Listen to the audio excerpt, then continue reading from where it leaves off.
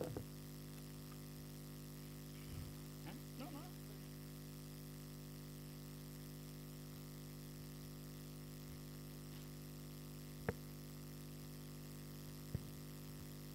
Bien. Buenas noches a todos.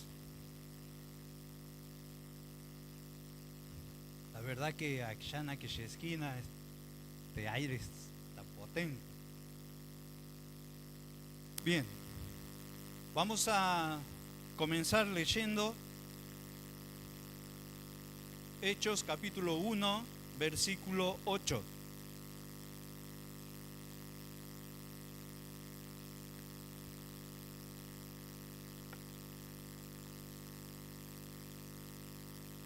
Hechos capítulo 1, versículo 8 dice: pero recibiréis poder cuando haya venido sobre vosotros el Espíritu Santo, y me seréis testigos en Jerusalén, en toda Judea, en Samaria y hasta lo último de la tierra. Vamos a tener un momento de oración antes de continuar. Señor y Padre que estás en los cielos, gracias te damos, Señor, por este día. Gracias te damos, Señor, porque más allá de lo que ocurre afuera de tu casa, podemos estar para compartir esta palabra con total libertad. Y amado Señor, sabemos que en estas elecciones el poder viene de ti, y quien fuese elegido, Señor, podamos vivir quieta y reposadamente. Amado Dios, que estos sencillos pensamientos que hoy vamos a compartir sean, Señor, un bien para cada uno de nosotros. Es tu palabra y sabemos que va a ser así. Que lo podamos atesorar en nuestros corazones. Oramos en el nombre de Cristo Jesús. Amén.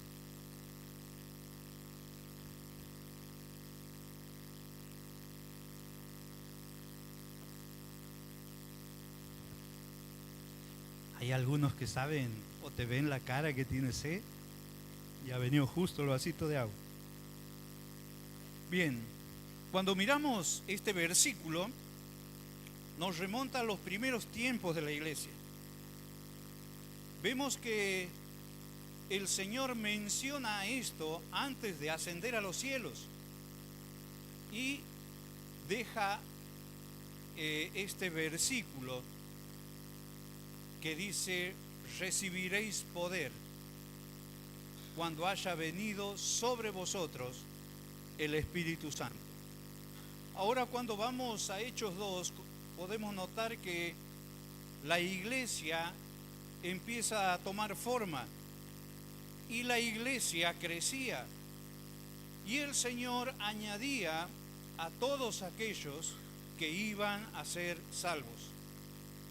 Ahora, cuando miramos la iglesia primitiva, nos lleva a observar detenidamente lo que ellos hacían. Y cuando miramos lo que ellos hacían, nos lleva a preguntar cómo usaba la iglesia este poder. Nos lleva a preguntar qué hacían ellos para que el evangelio sea tan contundente. Nos lleva a preguntar qué había entre los hermanos para ser bendecidos. Hoy vamos a observar la iglesia primitiva para observar estas características que tenía la congregación. Y para mirar la primera característica de ella, miramos que ellos eran unánimes en oración. Unánimes en oración. Hechos capítulo 1, en el versículo 14, dice: todos estos, tengamos en cuenta estas dos palabras, todos estos perseveraban unánimes en oración y ruego con las mujeres y con María, la madre de Jesús, y con sus hermanos. Todos estos perseveraban unánimes en oración. Cuando vamos a observar estas dos palabras, perseverar y unánime, el diccionario nos dice que perseverar es mantenerse con firmeza y constancia en un propósito. Perseverar. Ahora, cuando vamos a este término unánimes, es como estamos ahora. Un conjunto de personas que son todas de un mismo sentir. Esto es unánimes. Ahora, cuando miramos la lectura de la palabra, podemos notar que cuando estaban reunidos en el aposento alto, unas 120 personas aproximadamente, ellos habían visto morir a su Señor y estaban allí reunidos.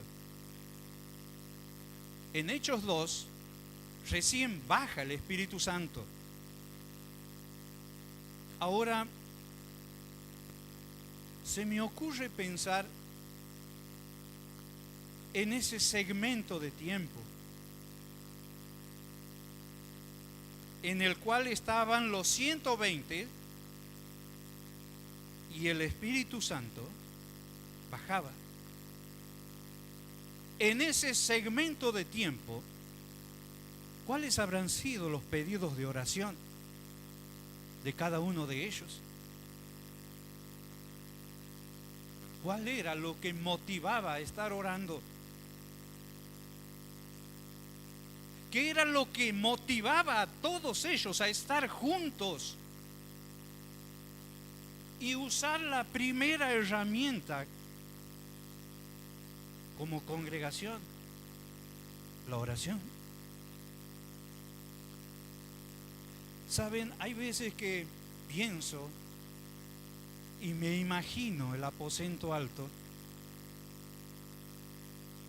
y es como ir subiendo y abrir la puerta y solamente escuchar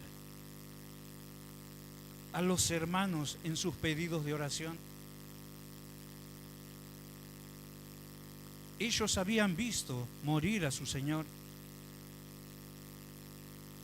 Cuando el Señor resucitó, apareció a algunos, a otros no. Pero ellos estaban reunidos en oración. Quizá allí, mientras ellos estaban reunidos, sus pedidos de oración habrá sido porque se sentían solos y su pedido era de compañía. Quizás después de la muerte de su Señor se habrán sentido desamparados y buscaban sus brazos para asirse de Él. Quizás se habrán sentido desorientados y buscaban su guía. ¿Saben? Lo cierto es que ellos estaban allí reunidos en oración y en ese segmento de tiempo esperaron que baje el Espíritu Santo, como su Señor les había dicho. Ahora, cuando miramos la iglesia primitiva reunida en el aposento alto, nos deja algunas enseñanzas. La primera de ellas que vemos es la importancia de la oración como congregación. No estaban uno, no estaban dos, no estaban cinco, estaban todos. 120 aproximadamente. Estaban todos unánimes y perseverantes.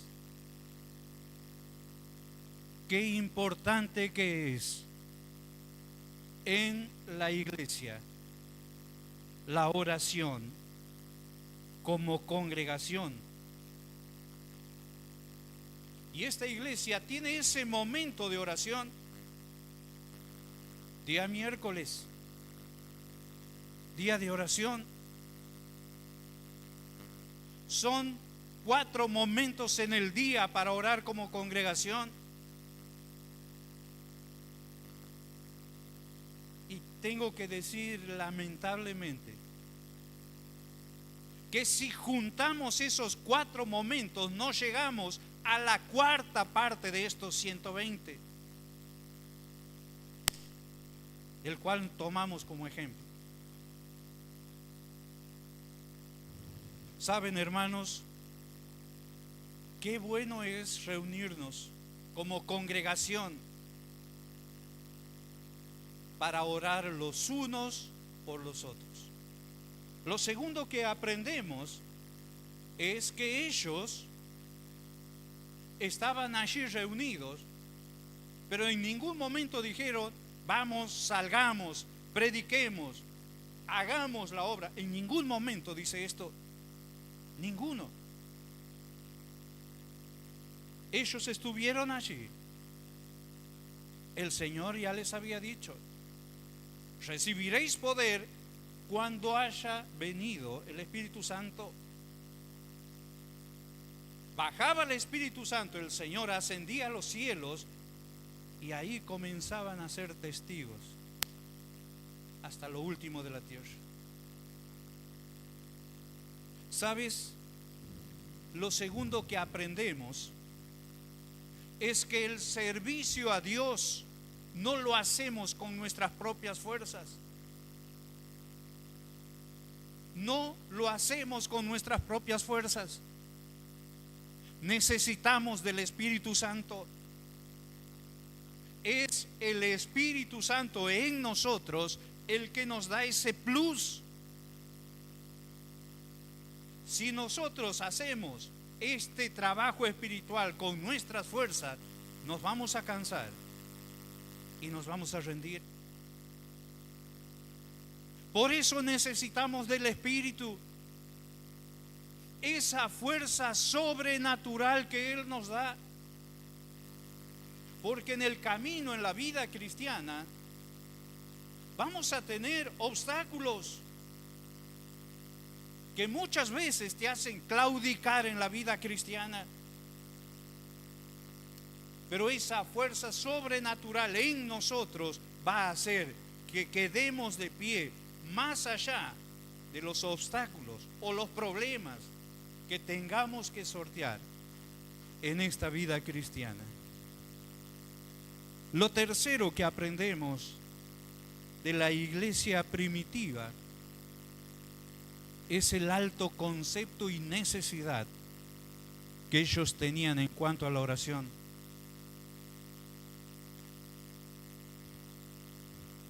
Estaban 120 y ellos perseveraban unánimes. Perseveraban unánimes. Esto nos sugiere que ellos no solo eran de un mismo sentir, de usar la oración como herramienta. Al ser perseverantes, no solo oraron en ese momento, sino que continuaron con la oración, usando esta herramienta. Perseverantes. Y saben, hermanos, hay veces que uno piensa y dice: bueno, pero yo tengo mi momento de oración. Yo sí oro. Tengo en mi casa un lugar apartado, mi cámara secreta para orar. Un día miércoles tengo ministerio, tengo que hacer otra cosa, salgo tarde del trabajo, etcétera, etcétera, etcétera. Ahora, cuando miramos el alto concepto que ellos tenían de la oración es no solo tener esa oración en la cámara secreta, en lo personal, sino también como congregación. Y muchas veces cuando digo, tengo que hacer esto, esto y esto, he aprendido la mitad. He aprendido solamente la mitad de este concepto de oración. Y el ejemplo lo vemos en la iglesia. Ellos perseveraban unánimes. Y qué bueno es cuando esta actitud la tenemos cada uno de nosotros como hermanos. Hay un día de oración. ¿Cuánto cuesta acomodar nuestros tiempos para que no tenga estorbos ese tiempo de oración? 4 en este lugar. ¿Saben? En ese tiempo la iglesia se levantaba con poder,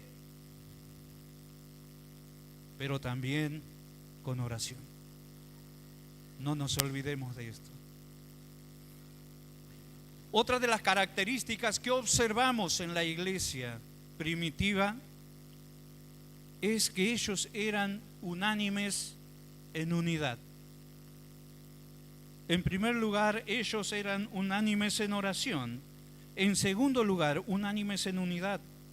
Hechos capítulo 2, versículo 1 dice: cuando llegó el día de Pentecostés, estaban todos unánimes juntos. Juntos, unidad. Esto es algo importante que practicaba la iglesia en los primeros tiempos. En aquel entonces, notamos que cuando Dios tenía la idea de la iglesia y comienza a tener forma la iglesia, Dios para esto tuvo que derribar la más grande división que había en la humanidad. En ese tiempo estaban los judíos y los gentiles. Pero Dios en Cristo deja de lado esa división. Y en Cristo levanta un pueblo comprado por su sangre. Y sabes, en ese pueblo que hoy es la iglesia, no la estructura, sino cada una de las almas que una vez ha abierto al Evangelio de Cristo y ha creído en Él como Señor y Salvador. Esa es la iglesia de Dios. Para que en la iglesia haya una sana convivencia, el apóstol enseña, Efesios capítulo 4, versículo 1: yo pues, preso en el Señor,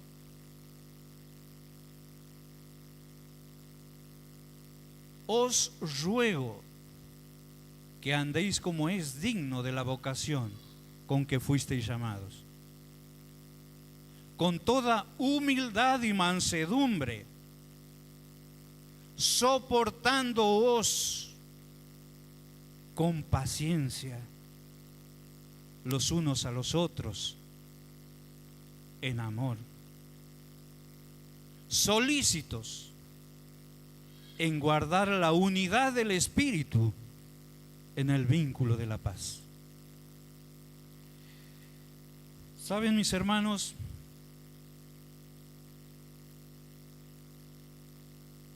Cuando miramos este versículo, pensamos ¿Qué pasa en la congregación cuando hay contiendas, cuando hay discusiones? ¿Qué pasa con la unidad cuando hay conflictos? Problemas que surgen entre los hermanos.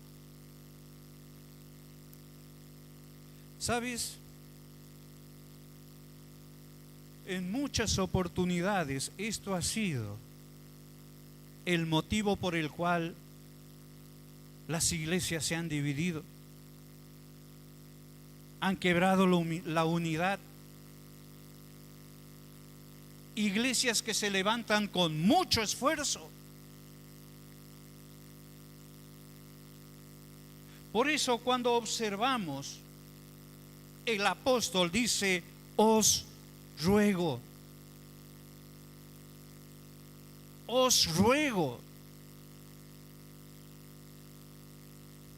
que andéis como es digno de la vocación con que fuisteis llamados. Ahora observemos esta expresión, ruego. ¿Saben? Ruego quiere decir pedir, solicitar algo a alguien, pero con mucha necesidad.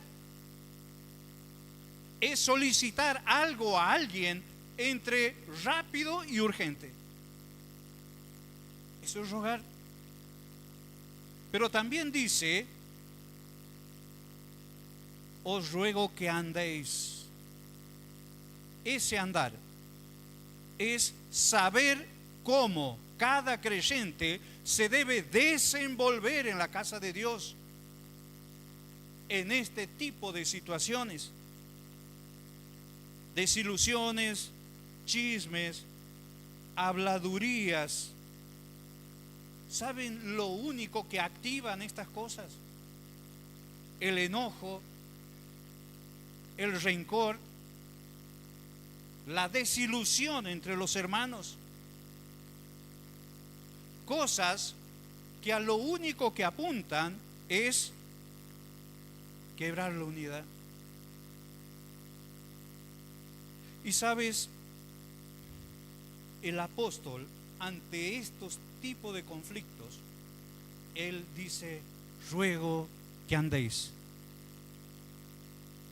Ruego desde el fondo de mi corazón que ante estas situaciones sepas cómo debes reaccionar o qué decir para que la unidad no se vea agraviada o peligre. El apóstol enseña y dice, os ruego que andéis como es digno de la vocación con que fuisteis llamado. Ese digno, según el diccionario, dice que es la persona que es merecedor de algo, es digno. Y esa vocación, la palabra vocación, es el llamado de Dios para cumplir una misión. Recuerda, mi hermano y mi hermana, que cuando tú y yo hemos creído en Cristo, Él ha puesto un don en nuestras vidas. Ese don es para servir a los demás. Ahora debemos andar como es digno de la vocación con que fuisteis llamados. ¿Saben qué bueno es cuando cada uno de nosotros buscamos saber cuál es nuestro don y desarrollarlo para el bien de los demás? Hay veces que el don muchas veces lo descuidamos. Si vos estás aquí en la iglesia y Dios te ha puesto aquí, sabes que la iglesia está quizás careciendo de este don en este momento, porque vos todavía no has averiguado, no te has preocupado en saber cuál es el don que Dios te ha dado para servir a los demás. Saben, mis hermanos, cuando miramos la unidad que había en la iglesia, podemos notar que el ejemplo es Cristo Jesús, es nuestro Señor. Cuando miramos Mateo capítulo 11, versículo 29, el Señor nos deja este ejemplo, su ejemplo. Llevad mi yugo sobre vosotros y aprended de mí, que soy manso y humilde de corazón, y hallaréis descanso para vuestras almas. Pues, mis hermanos,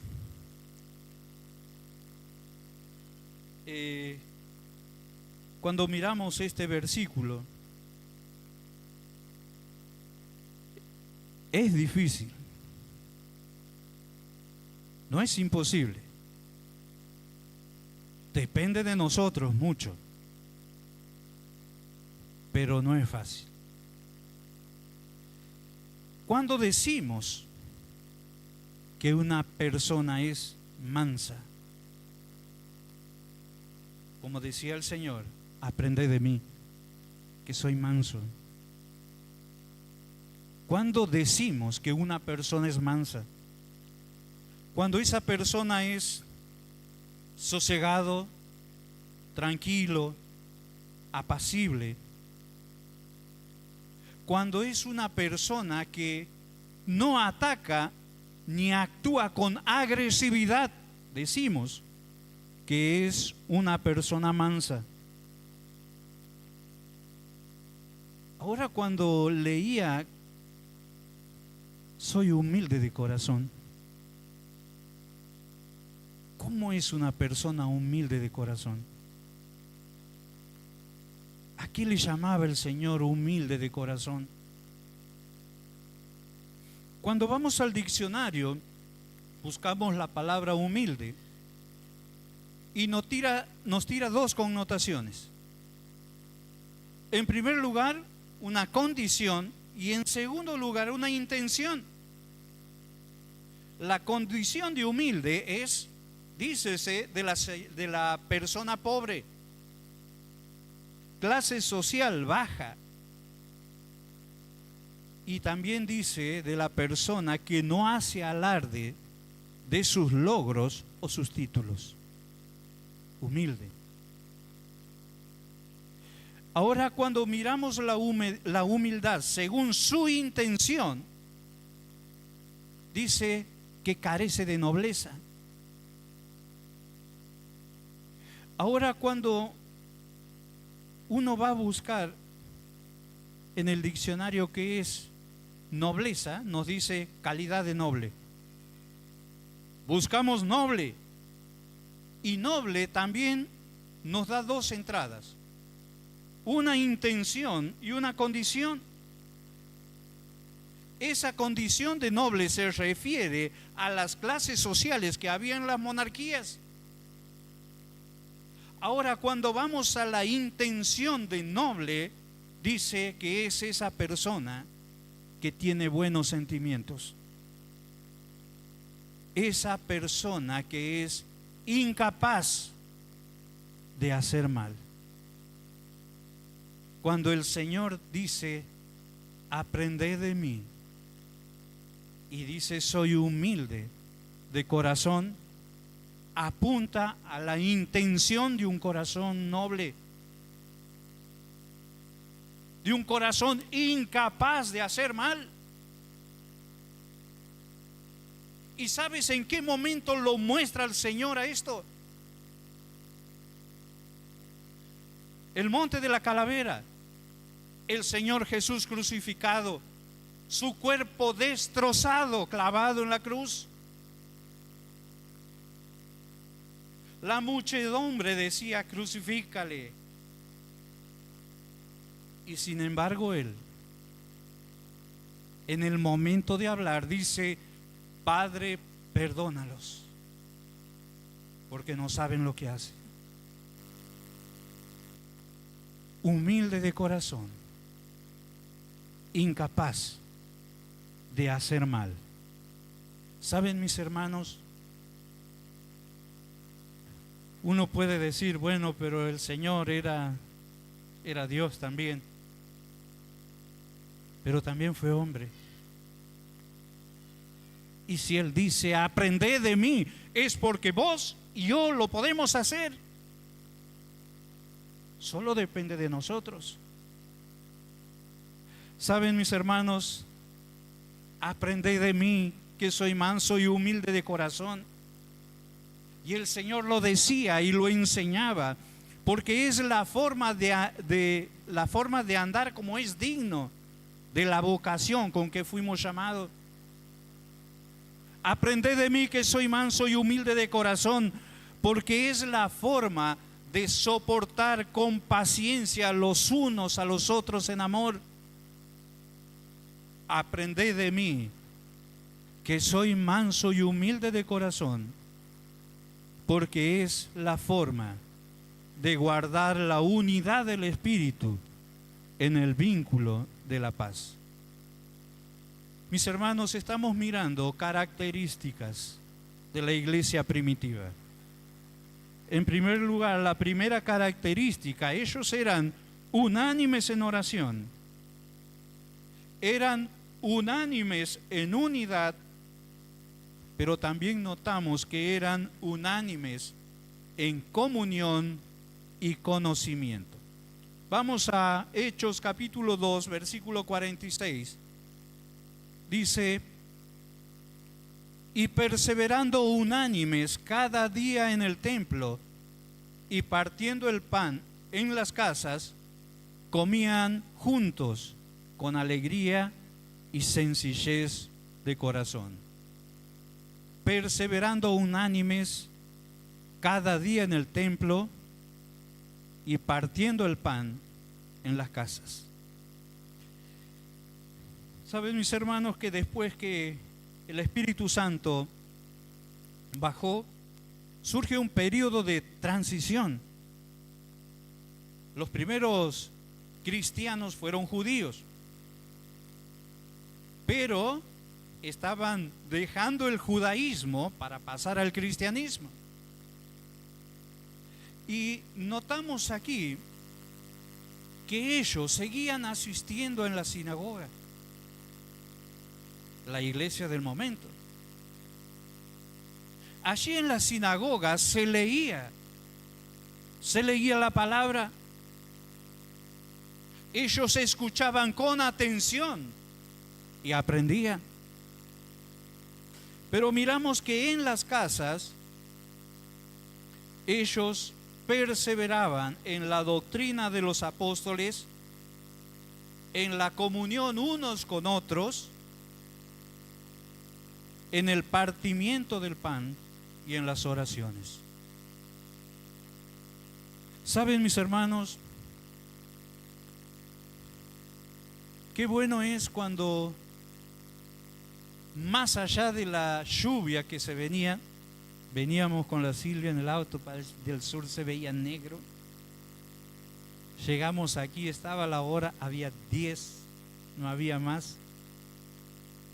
Digo, entre las elecciones y la lluvia. Pero damos gracias a Dios porque se ha podido llegar, podemos estar, no ponemos excusas. Más allá de lo que se aproxima y venir al templo, venir a la casa de Dios. Qué bueno es cuando tenemos ese deseo de corazón. ¿Saben por qué? Hay veces que cuando está así, está lloviendo, uno dice, lo veo por el internet. Pero si mañana está lloviendo, vas a ir a trabajar medio de la lluvia, vas a ir con los chicos medio de la lluvia, vas a sacar el auto que lo has lavado recién medio la lluvia, y te vas a ir a trabajar. Qué bueno cuando estamos aquí de corazón, porque no solo venimos a alabar y a cantar, venimos para esto. La única reunión instituida. Venimos a hacer memoria de nuestro Señor. Venimos a reconocerle como Dios, como Señor, como Salvador y darle la gloria. Saben, mis hermanos, esta reunión no es una casualidad que hoy estemos. Exhorta en Hebreos 10:25, no dejando de congregarnos como algunos tienen por costumbre, pero qué bueno es que estemos aquí, no solo para escuchar la palabra, sino también para alabar y adorar a nuestro Señor. ¿Saben? Cuando miramos el perfil de la congregación de los hermanos, allí en el comienzo, ellos estaban reunidos, pero también había presiones, también había persecuciones. Pero más allá de eso, dice la palabra que a la iglesia se sumaban todos aquellos que iban a creer, que iban a ser salvos. Para que esto suceda, ellos tenían que predicar el Evangelio de Cristo. Y el Evangelio de Cristo, nos dice Efesios 2:8, porque por gracia sois salvos por medio de la fe. Y esto no de vosotros, pues es un don de Dios, no por obras, para que nadie se gloríe.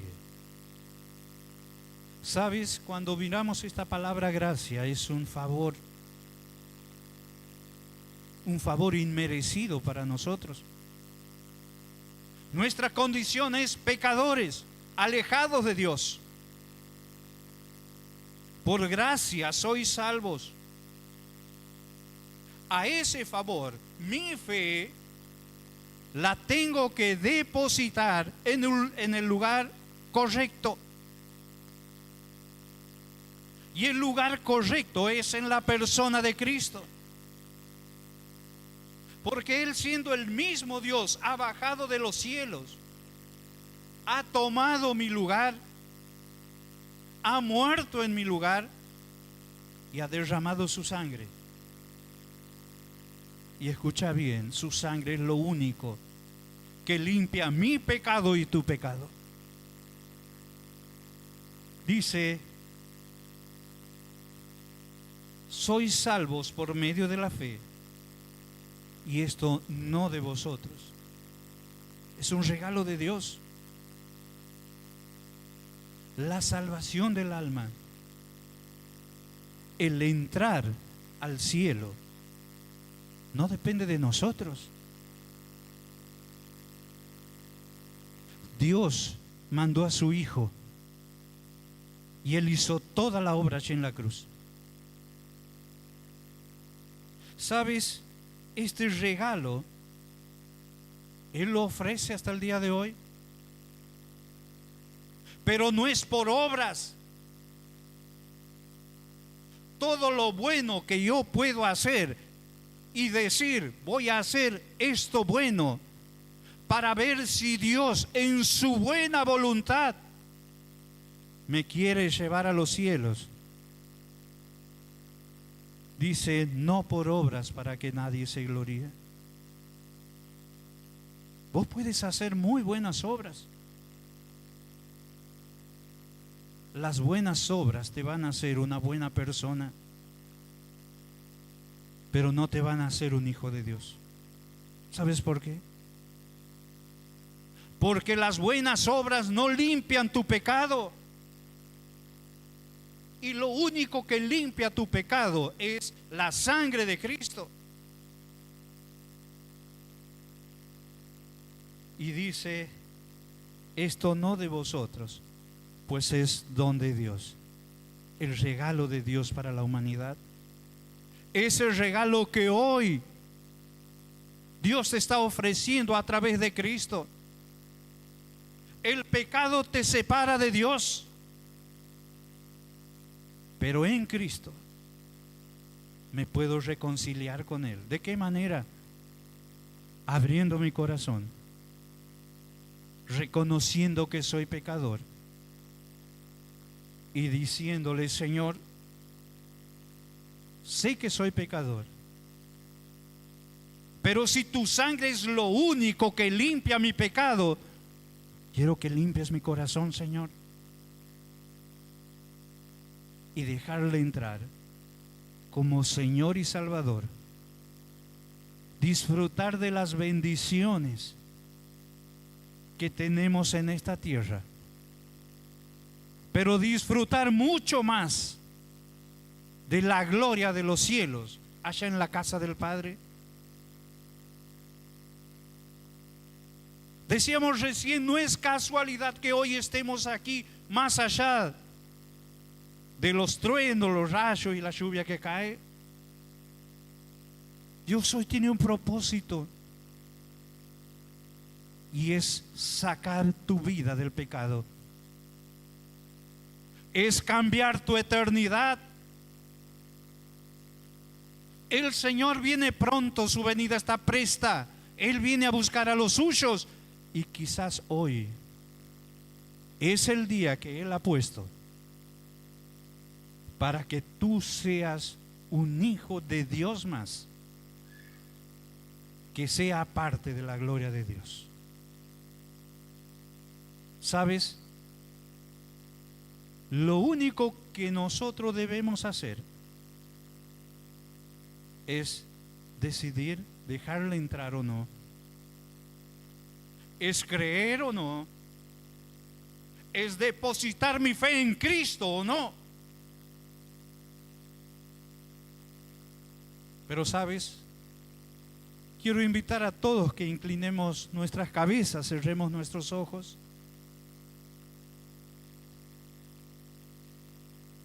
Y si en estos momentos hay personas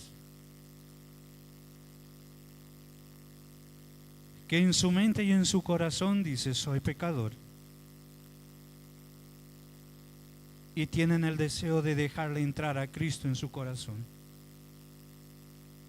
este es el momento ideal de dejarle entrar como Señor y Salvador. Quizás estés diciendo, muchas cosas no entiendo. Lo que sí sé es que tú has muerto por mí, y quiero que hoy seas mi Salvador. Hoy te dejo entrar en mi corazón. Vamos a tener unos momentos de oración en silencio. Y si tu deseo es aceptarle a Cristo, déjale entrar.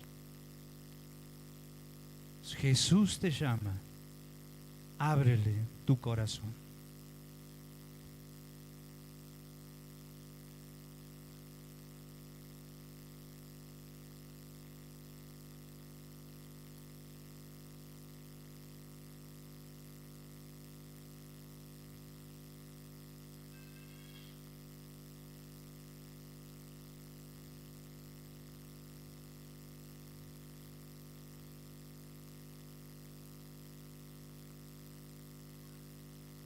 Mientras estamos así con las cabezas inclinadas, los ojos cerrados, quiero preguntarte, ¿hay aquí, en este lugar, alguna persona que haya dejado entrar a Cristo en su corazón? Si es así, levanta tu mano y la vuelves a bajar. ¿Habrá alguien en este lugar que lo haya hecho? Levantas tu mano y la vuelves a bajar. Si por las redes sociales están mirando, me gustaría mucho que compartas ahí en el chat tu decisión. Hoy creo en Cristo como mi Salvador. Vamos a levantar nuestras cabezas y vamos a dar gracias a Dios, porque cuando comenzaba la iglesia nos deja características que al limitarlos a ellos también nos va a hacer a nosotros una iglesia con poder. El Espíritu Santo bajó en aquel tiempo, pero nunca se fue al cielo. Hoy está entre nosotros y en nosotros. Imitemos las características de la iglesia primitiva y en este poco tiempo que nos queda, seamos una iglesia con poder. Nada más, Dios bendiga su palabra.